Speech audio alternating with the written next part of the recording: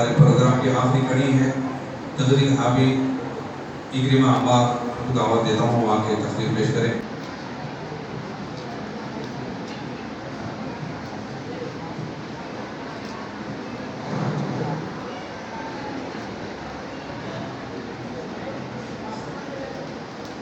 السلام علیکم ورحمۃ اللہ وبرکاتہ.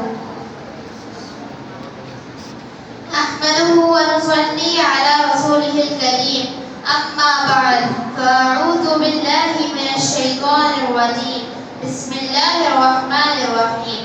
سبحان الذي أسرى بعبده ليلا من المسجد الحرام إلى المسجد الأقصى الذي باركنا حوله لنريه من آياتنا إنه هو السميع البصير. صدق الله العظيم. جناب صدر محترم اور حاضرین مجلس، ابھی میں نے جو آیت کریمہ تلاوت فرمائی ہے یہ سورہ بنی اسرائیل کی ہے، اور اس آیت کریمہ میں حضور صلی اللہ علیہ وسلم کا معراج کا ذکر ہے. شب معراج اسلام کی تاریخ میں ایک اہم واقعہ ہے اور اس پر ایمان لانا لازمی قرار دیا گیا ہے. حضرت امام جعفر صادق رحمۃ اللہ علیہ نے فرمایا کہ جو معراج کے واقعے پر یقین نہیں رکھتا وہ ہم میں سے نہیں. طائف کے سفر میں جو تکالیف کفار و مشرکین سے آپ صلی اللہ علیہ وسلم کو دی گئی جس کا بیان کرنا دشوار ہے. زمین پر رہنے والے ایک مغرور انسان نے آپ صلی اللہ علیہ وسلم نے کہہ دیا کہ میرے سامنے سے ہٹ جاؤ، تم گفتگو کرنے کے قابل نہیں. بس اتنا ہی نہیں، پاگلوں اور بچوں کے ذریعے گالیاں دی اور سخت ترین پتھراؤ کیا گیا. تمام تکالیف و مصیبت کی حد پار ہو گئی تھی. اسی لیے آپ صلی اللہ علیہ وسلم نے فرمایا کہ اللہ کے راستے میں جتنی تکلیف مجھے پہنچائی گئی ہے اتنی تکلیف کسی اور نبی کو نہیں پہنچائی گئی. جب دنیا کے حقیر انسان نے خاتم النبیین صلی اللہ علیہ وسلم سے بات کرنے سے انکار کر دیا تو اللہ رب العالمین نے آپ صلی اللہ علیہ وسلم کو بلایا کہ تمام رفعتوں، عظمتوں اور برکتوں سے نواز دے اور دنیا والوں کو بتا دے کہ جس سے تم کلام کرنا نہیں چاہتے خالق کائنات خود انہیں بلا کر حق کلام ہونا چاہتے ہیں. طائف کے دل خراش سفر سے واپسی کے بعد جبرائیل امین آپ صلی اللہ علیہ وسلم کو براق پر سوار کر کے ملک شام مسجد اقصی ہمارے قبلہ اول تک لے گئے، جہاں تمام انبیاء کرام حضرت صلی اللہ علیہ وسلم کے اکرام کے لیے بطور معجزہ موجود تھے. یہاں حضرت جبرائیل علیہ السلام نے اذان دی اور انبیاء و رسول کی صفیں تیار تھی، لیکن سب انتظار میں تھے کہ نماز کون پڑھائے. پھر جبرائیل امین نے آپ صلی اللہ علیہ وسلم کا دست مبارک پکڑ کر آگے کر دیا تو آپ صلی اللہ علیہ وسلم نے تمام انبیاء و مرسلین کو نماز پڑھائی. پھر حضرت جبرائیل علیہ السلام آپ کو آسمان کی طرف لے گئے. حضور صلی اللہ علیہ وسلم نے معراج میں بے شمار عجائبات خداوندی کا مشاہدہ کیا. مسلم شریف کی روایت ہے کہ اللہ تبارک و تعالی نے ہمارے پیارے نبی کو معراج میں 3 تحفے عطا فرمائے تھے. پہلا 5 وقت کی نمازیں، دوسرا سورہ بقرہ کا آخری رکوع اور تیسرا شرک کے علاوہ ہر گناہ سے بخشش کا وعدہ. آپ اور ہم سبھی جانتے ہیں کہ یہ نمازیں 50 وقتوں سے 5 وقت کی گئی. کس کے لیے؟ ہمارے لیے. لیکن سوال یہ ہے کہ کیا ہم ان نمازوں کو ادا کرتے ہیں؟ جی نہیں.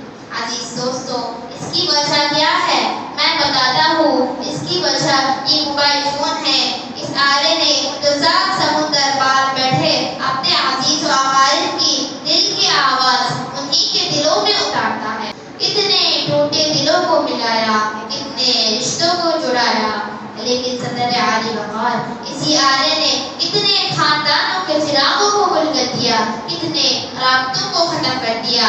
ایک ہی کمرے میں بیٹھے ماں بہن بھائی ایک دوسرے سے بات تک نہیں کرتے۔ اس آلے نے انسان کو ایک کمرے میں قید کر دیا۔